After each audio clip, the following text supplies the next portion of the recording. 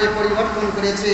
নবী পাক সাল্লাল্লাহু তাআলা আলাইহি সাল্লাম বলেন, হে বিশ্ব জগতের মানবেরা, হে বিশ্ব জগতের মানুষেরা, যারা হালাল উপার্জন টাকা দিয়ে যারা হচ্ছে বাইতুল্লাহর জিয়ারত করেছে, যারা হালাল রোজগারকৃত টাকা দিয়ে হচ্ছে বাইতুল্লাহর জিয়ারত বা তওয়াফ করেছে, আর যার হজ আল্লাহ তাবারক ওয়া তাআলা কবুল করেছেন, ওই ব্যক্তির মতো হয়ে যায় নিষ্পাপ যে ব্যক্তি মায়ের গর্ভ হতে যেই দিন ভূমিষ্ঠিত হয় ওই সন্তানের কোনো গুনাহ থাকে না।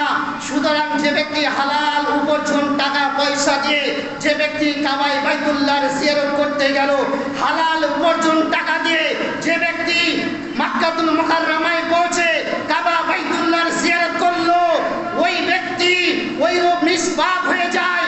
যে ব্যক্তি বাচ্চার ভূমিষ্ঠিত হলে তার গুনাহ থাকে না, একজন ব্যক্তি যার হজ্জে মাকবুল, যার হজ আল্লাহর দরবারে কবুল হয়ে যায়, ওই ব্যক্তি সেই বাচ্চার তুলনায় নিষ্পাপ হয়ে যায়। জোরে বলুন সুবহানাল্লাহ। তো হালাল টাকা, সুদ, হারাম মানুষের ধোঁকাবাজি করে মানুষের উপার্জনকৃত টাকায় হজ করলে হজ তো পালন হবে, কিন্তু হজ কবুল হওয়ার সম্ভাবনা থাকবে না। হজ কবুল হওয়ার জন্য আপনার টাকা নিখুঁত হতে হবে, হজ কবুল হওয়ার জন্য সুদ থেকে বঞ্চিত থাকতে হবে, হজ কবুল হওয়ার জন্য মানুষের হক রাজনীতি থেকে আপনাকে বিরত থাকতে হবে।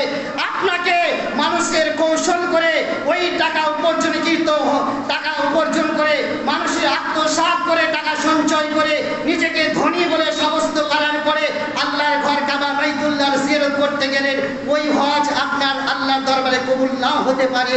কিন্তু যেই টাকার মধ্যে সততা রয়েছে, যেই রোজগারের মধ্যে হালাল রয়েছে, যেই রোজগারের মধ্যে আপনার জায়েজ ইনকাম রয়েছে, ওই হজ ওই টাকা দিয়ে যদি আল্লাহর ঘর কাবা বাইতুল্লাহর জিয়ারত করে, ওই টাকা দিয়ে যদি আল্লাহর ঘরে তওয়াফ করে, আর ওই টাকা দিয়ে কাবা বাইতুল্লাহ যাওয়ার পরে জিয়ারত করার পরে ওই মদিনাতুল মুনাওয়ারায় পৌঁছার পরে রওজায়ে আকদাসে হাজিরি দেওয়ার পরে নবী মুহাম্মদ রাসূলুল্লাহর সেখানে হাজিরি দিয়ে যদি জিয়ারত করে নেয়, তো নবী মুহাম্মদ রাসূলুল্লাহ বলেছেন ওই ব্যক্তির জন্য আমার শাফাআত করা ওয়াজিব হয়ে যায়। জোরে বলুন সুবহানাল্লাহ। কাবা বাইতুল্লাহ ঘরের অনেক বৈশিষ্ট্য রয়েছে।